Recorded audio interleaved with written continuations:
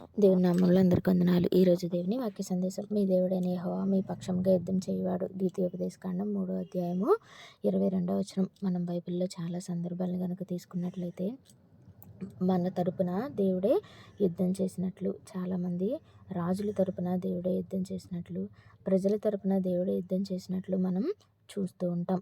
దావీదు గొల్యాతును చంపుతాడు. దావీదు కన్నా గొల్యాతు ఎంత బలవంతుడండి. కానీ ఒక్క రాయితో గొల్యాతు మరణానికి లోనవుతాడు. అది దేవుడి సహాయం లేకపోతే దావీదు చేయగలడా? లేదు కదా.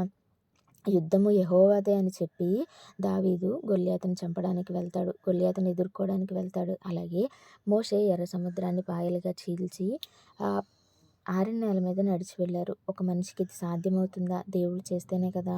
అలాగే అదే నీళ్ళలో ఫరో సైన్యం మునిగి చనిపోయారు. దేవుడు సహాయం చేయకపోతే, దేవుడు యుద్ధం చేయకపోతే ఇదంతా జరుగుతుందా? కాదు కదండి.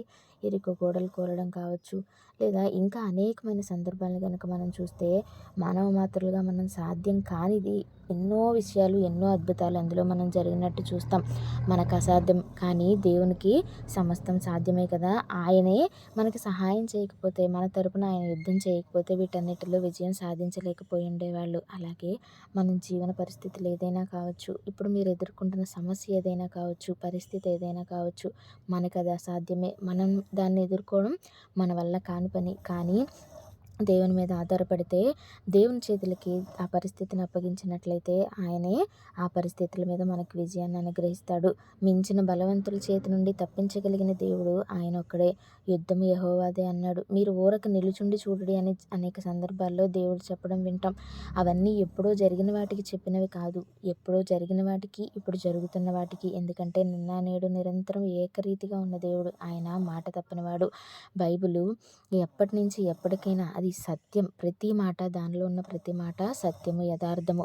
వాళ్ళకి కాదు, మనకు కూడా ఆ పరిస్థితులను మనం అన్వయించుకోవచ్చు. ఆ పరిస్థితులను మనం దేవుని చేతికి కనుక అప్పగించినట్లయితే దేవుడు ఖచ్చితంగా మన జీవితంలో కార్యం చేస్తాడని, ప్రతి పరిస్థితి మీద మనకు విజయాన్ని ఇస్తాడని మనస్ఫూర్తిగా తెలియజేస్తూ, అలాగే ప్రతి ఒక్కరూ మనస్ఫూర్తిగా ప్రతి పరిస్థితిని దేవుడికి అప్పగించాలని, మన తరపున యుద్ధం చేయవాడు ఆయనే అని విశ్వాసం ఉంచాలి అని కోరుకుంటూ వందనాలు.